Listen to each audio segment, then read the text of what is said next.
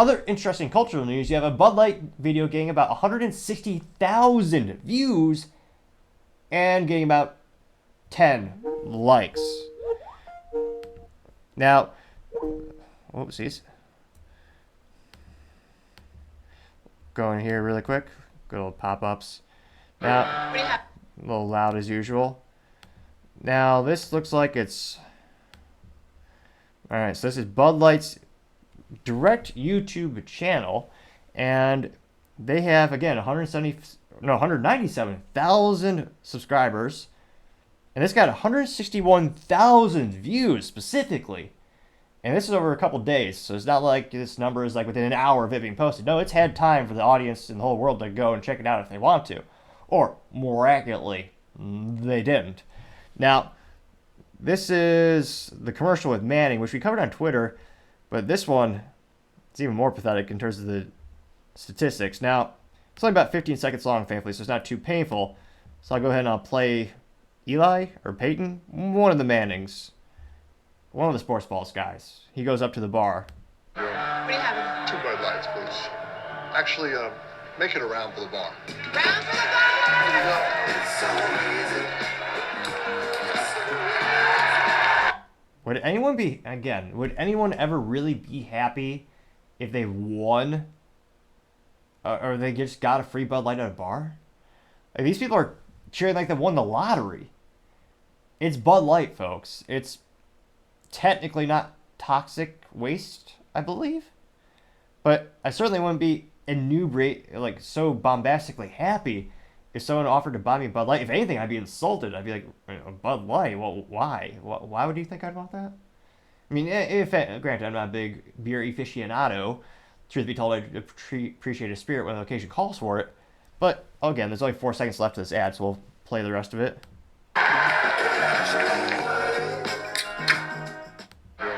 And then they throw beers across the whole bar. And I forget the other guy. I think his name is Emmett. Emmett Smith, the other Sports Balls player. And, yeah, that's not safe behavior either. They're throwing beer in a bar. Though, presumably, Peyton? Whenever the Manning brothers, whatever the Manning guy is, if you were to throw that Bud Light beer and the aluminum can were to hit someone in the head, you could argue that is less detrimental to the person's health than if they were to actually consume the product. So perhaps there's a silver lining there. Now, again, statistically speaking, it's almost impossible to have this bad of a ratio. And let me know what's your favorite plugin to find out the dislike ratio, because YouTube, of course, got rid of it because it made certain politicians look bad.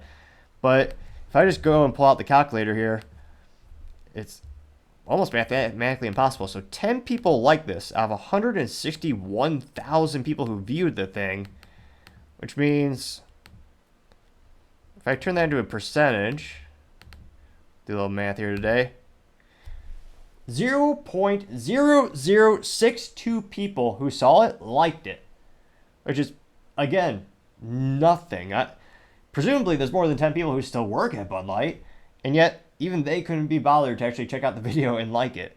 Or their family members couldn't either. So 161, and then if you go to the comments, there actually are 2 comments. One is from Felipe Valdez and says, quote, "Surprised Bud Light hasn't sponsored the Pride Parade yet," unquote. That got 1 like.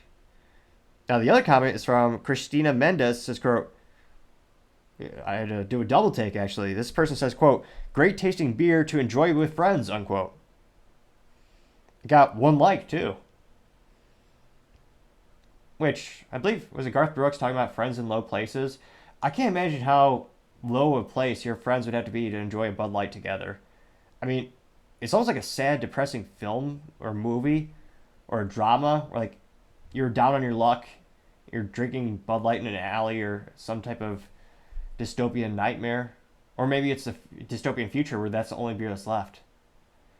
I can't think of, like, a happy, jovial situation where you would intentionally spend time with people you care about and consume a Bud Light. Like, even before the controversy, Bud Light, in my opinion, was known for being cheap.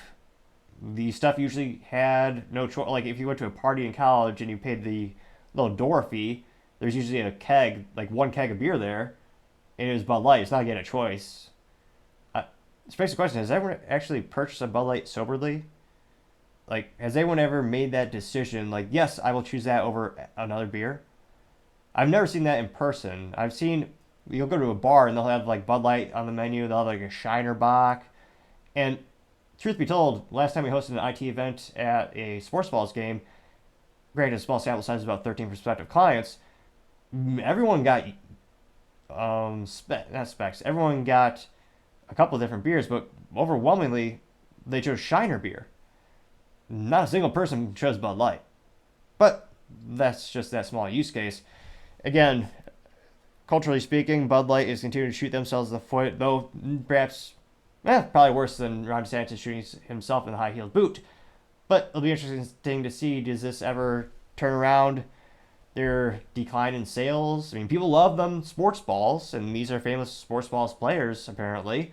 So maybe this will help bring back the fans? I'm pretty pessimistic, but that's just me. It'd be fascinating to hear what you have to say. Thank you, everyone, again, for taking the time to tune in today. We're trying to get to 4,000 subscribers by the end of December, so you click that button. I really appreciate it. Also, leaving a comment is a great way to give me some feedback. Let me know how I can make the show better and better. Lastly, don't forget to take the time to tell your family, tell your friends, tell your coworkers, heck, tell your enemies, tell anyone and everyone. Just stay safe and fight the good fight.